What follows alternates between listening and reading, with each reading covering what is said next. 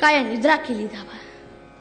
एक लक्षात ठेवा, देश जर बळकट करायचा असेल तर दोनच गोष्टींची आवश्यकता असते. एक शिक्षण आणि दुसरं राजकारण. पहिलं शिक्षण. शिक्षण शिक्षण शिक्षण म्हणजे काय?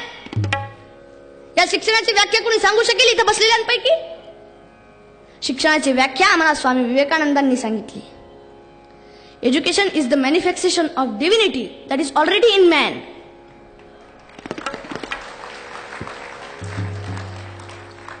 माणसातील उपजतःचे गुण ओळखून त्याचा विकास करणे म्हणजे शिक्षण होय. अहो, आमची शिक्षण पद्धती इतकी सुंदर आहे की ज्यात शस्त्र आणि शास्त्र प्रत्येक युवकाला शिकवलं जातं.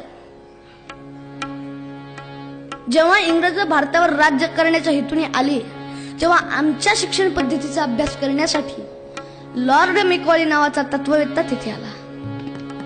त्याने आमच्या शिक्षण पद्धतीचा अभ्यास केला आणि तो आपल्या मायबापाला पत्र पाठवतो आणि त्या पत्रात तो स्पष्ट उल्लेख करतो, if you want to rule over India give them your education within the period of 30 years.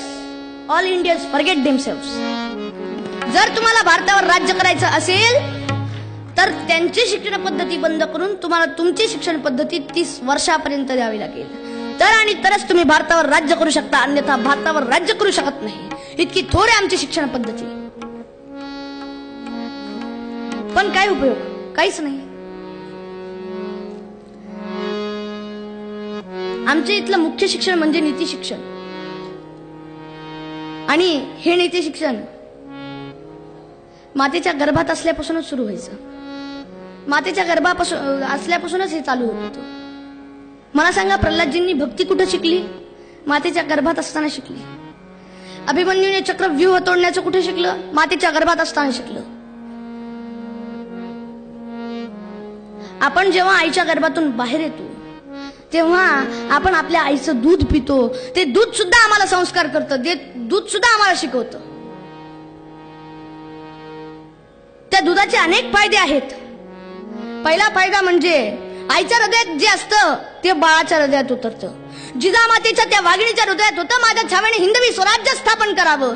आणि त्या वाघिणीचं दूध शिवाजी नावाच्या छाव्याने पिलं आणि हिंदवी स्वराज्य स्थापन केलं. का? तर ये हृदयीचे ते हृदय, त्या दुधाचा तो परिणाम होता. दुसरा फायदा म्हणजे जेव्हा ती आई त्या बाळाला कवटाळून दूध पाजते तेव्हा त्या आईचं त्या बाळावर आणि बाळाचं त्या आईवर इतकं प्रेम वृद्धिंगत होतं, इतकं प्रेम वृद्धिंगत होतं, इतकं प्रेम वृद्धिंगत होतं की ते आयुष्यभर एकमेकांपासून कधीच दूर होऊ शकत नाही. वृद्धाश्रमाचा प्रश्नच उद्भवत नाही. पण आजकालची आई, हल्लीची आई, मम्मी म्हणूयात ना, कसं बरं वाटतं मम्मी म्हटलं की. तिला बाळाला दूध पाजायला वेळ नसतो, कारण काय करिअर करायचं असतं, बॉडी मेंटेन करायची असती. बाळाला दूध पाजायला वेळच नसतो. म्हणून ती काय करते, होमोराइज्ड पॉश्चराइज्ड झालेलं दूध एका बाटलीत भरते, बाळाच्या तोंडाला लावून निघते करिअर करायला, बॉडी मेंटेन करायला. ते लहान बाळ असतं, त्याला काय कळतं? ते मस्त त्या बाटलीला धरतं, त्याला वाटतं हीच माझी आई. मग ते बाटलीवर इतकं प्रेम करतं, इतकं प्रेम करतं, इतकं प्रेम करतं की आयुष्यभर ते बाटलीला कधीच दूर लोटत नाही. फक्त त्यातलं रसायन मात्र बदलतं.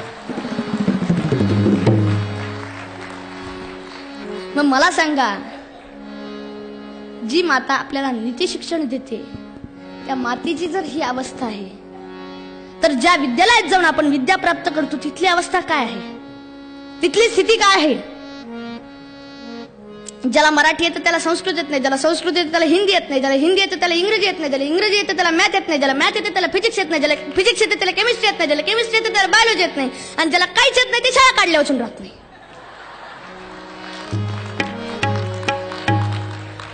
अशी आजकालची स्थिती. बरं, शिक्षकांनाच नाव ठेवून चालत नाही, विद्यार्थीही तसेच असतात. विद्यार्थ्यांचंही वागणं तसंच असतं. एक 8वीचा वर्ग होता, शाळेचा पहिलाच दिवस होता. त्या वर्गात प्रशांत नावाचा विद्यार्थी शिकत होता. प्रशांत हाजरीपटावर त्या 8वीच्या वर्गाच्या पहिल्या दिवशी हाजरीपटावर प्रशांतचं नाव पाहिलं आणि गुरुजींची तळपायच्या मस्तकाला गेली. का? तर ते गेल्या वर्षीचा ह्या वर्षी मुक्कामी होता. असतं एखाद्याचं प्रेम, त्याचं तर 3 वर्षापासून 8वीवर प्रेम होतं. पहा, गुरुजींनी त्याचं नाव त्या हजरीपटावर पाहिलं, तळपायच्या मस्तकाला गेली हो. म्हणाले, पशा पशा, अरे तुझ्या एवढं असताना ज्ञानेश्वर महाराजांनी ज्ञानेश्वरी लिहिली आणि तू. त्यावर प्रशांतरावांनी शांतपणे उत्तर दिलं, गुरुजी तुमच्या एवढं असताना ज्ञानेश्वर महाराजांनी समाधी घेतली होती, तुम्ही आणखीन इथंच.